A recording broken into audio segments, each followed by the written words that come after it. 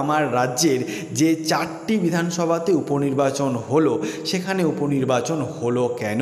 2024 সালের উপনির্বাচনের আগে পর্যন্ত তৃণমূল একবারও কিন্তু ক্ষমতায় আসতে পারেনি।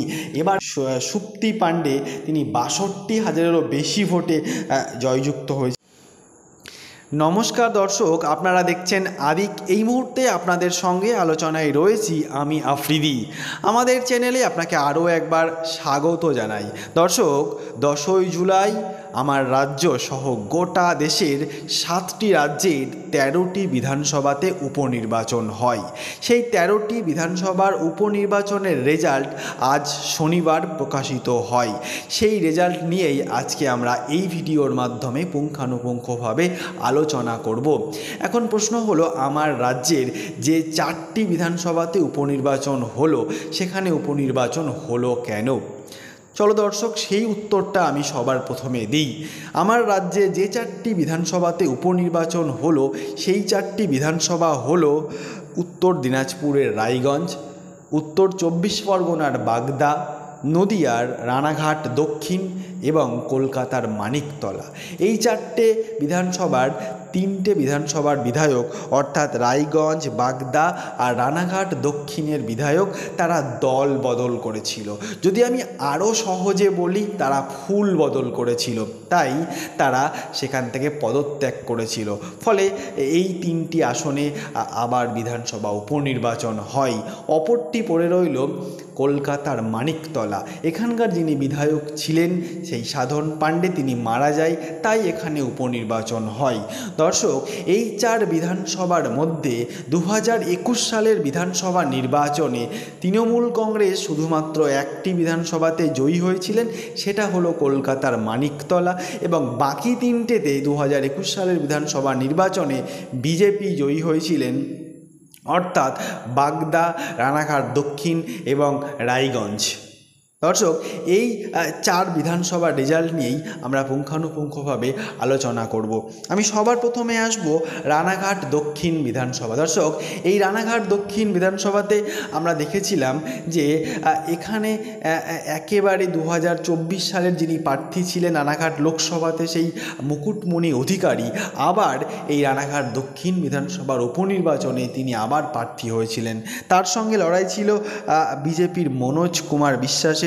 আমরা দেখেছিলাম যে এখান থেকে এই বাই ইলেকশন অর্থাৎ 2024 সালের বিধানসভা উপনির্বাচনে মুকুটমণি অধিকারী প্রায় 37,000-এরও বেশি ভোটে জয়লাভ করেছে। এই রানাঘাট দক্ষিণ বিধানসভা থেকে মুকুটমণি অধিকারী 37,000-এরও বেশি ভোটে জয়লাভ করেছে। 2021 সালে এই রানাঘাট দক্ষিণ বিধানসভাতে বিজেপি এগিয়েছিল 30,000-এরও বেশি।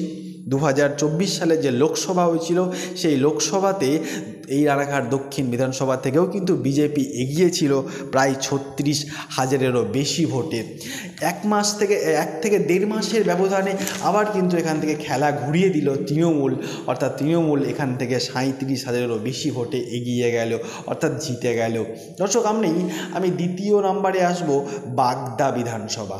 এই বাগদা বিধানসভাটাও 2021 সালে বিজেপির দখলে ছিল, আর এবার 2024 সালের বিধানসভা উপনির্বাচনে এখান থেকে জিতলেন মধুপর্ণা ঠাকুর। তিনি প্রায় 34,000-এরও বেশি ভোটে এখান থেকে জয়যুক্ত হলেন। প্রায় 1 যুগ পরে এই বাগদা বিধানসভাটা আবার তৃণমূলের দখলে এলো। এই মধুপর্ণা ঠাকুরের বয়স কিন্তু অনেকটা কম, 25 বছরের থেকে একটু বেশি হবে। দর্শক, এই মধুপর্ণা ঠাকুর কিন্তু গোটা দেশে একটা রেকর্ড গড়লেন, তিনিই কিন্তু সবথেকে কম বয়সের বিধায়ক হলেন। দর্শক, আমি 3 নম্বরে আসবো, সেটা হচ্ছে রায়গঞ্জ। এই রায়গঞ্জ থেকে আমি যা তথ্য দেখলাম তাতে 1998 সাল থেকে এখনও একবারও 1998 সাল থেকে 2024 সালের উপনির্বাচনের আগে পর্যন্ত তৃণমূল একবারও কিন্তু ক্ষমতায় আসতে পারেনি। এবার কিন্তু প্রথম এই কৃষ্ণ কল্যাণীর হাত ধরে এই রায়গঞ্জ বিধানসভাতে তৃণমূলের জয়লাভ হলো, অর্থাৎ এই কৃষ্ণ কল্যাণী এবার এই বিধানসভা উপনির্বাচন 50,000-এরও বেশি ভোটে কিন্তু তিনি জয়যুক্ত হলেন। দর্শক 2021 সালের বিধানসভা নির্বাচনে এই কৃষ্ণকল্যাণী কিন্তু আপনার বিজেপি প্রার্থী ছিলেন, তিনি কিন্তু জিতেও ছিলেন 2021 সালে। তিনি 2024 সালে দলবদল করেছিলেন, ফলে এবার বাই ইলেকশনে তিনি তৃণমূলের হয়ে আবার এখান থেকে ক্যান্ডিডেট ছিলেন, তিনি 50,000-এরও বেশি ভোটে জয়যুক্ত হলেন। দর্শকের পরে আমি চলে যাব মানিকতলা, সেখান থেকে যিনি জিতেছেন সেই বিধায়ক সাধন পাণ্ডের স্ত্রী সুপ্তি পাণ্ডে, তিনি 62,000-এরও বেশি ভোটে জয়যুক্ত হয়েছিলেন, যার এগনেস্টে ছিলেন বিজেপির কল্যাণ চৌবে। সেই কল্যাণ চৌবেকে 62,000-এরও বেশি ভোটে কিন্তু হারিয়ে দিলেন এই সুপ্তি পাণ্ডে। আমরা দেখেছিলাম যে যখন বিধানসভা উপনির্বাচন হচ্ছে, এই মানিকতলাতে সুপ্তির সঙ্গে কল্যাণের লড়াইটার থেকে বেশি মানে প্রকাশ্যে আসছিল কুণালের সঙ্গে কল্যাণের লড়াইটা।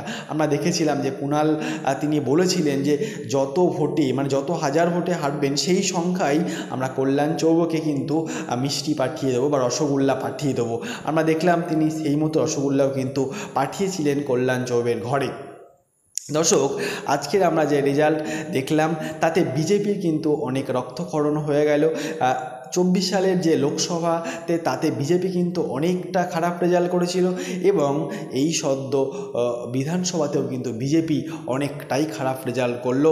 আমরা ঠিক 1 বছর পেরিয়ে আমাদের রাজ্যে রয়েছে আবার বিধানসভা নির্বাচন। সেই 26-এর বিধানসভা নির্বাচনে কোন দল কেমন রেজাল্ট করে তার নজর কিন্তু থাকবে।